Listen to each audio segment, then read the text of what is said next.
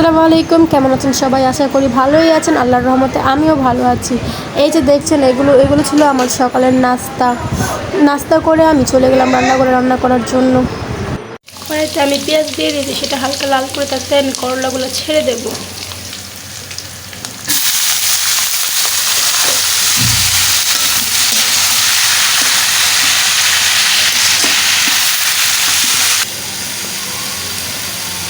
তার দিকে দুটো আলুও দিয়ে দিলাম।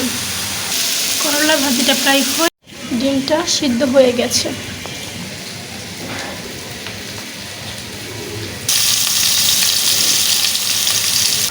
পেঁয়াজটা লাল হয়ে এসেছে, তাতে এখন আমি পানি দিয়ে দেব।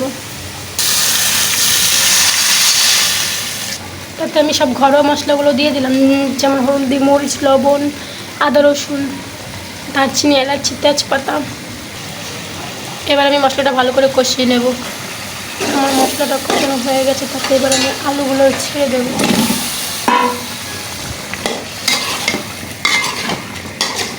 আলুটা কিছুক্ষণ কষিয়ে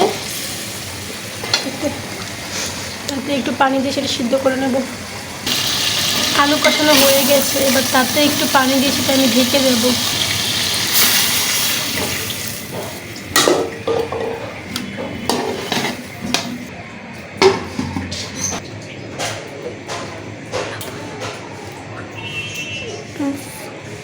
এই যে আমার ডিমগুলো সব ছুলানো হয়ে গেছে, আলুটা গলে গেছে, এবার তাতে আমি ডিমগুলো দিয়ে দেব।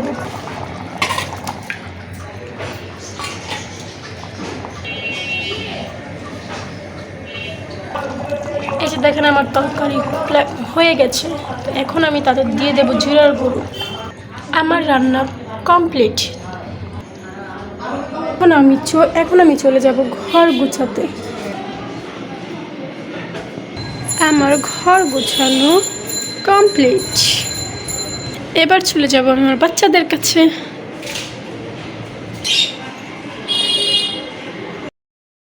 আজকের মতো এখানেই থাক। লাইক, কমেন্ট, শেয়ার ও সাবস্ক্রাইব করে পাশে থাকবেন। আল্লাহ হাফেজ।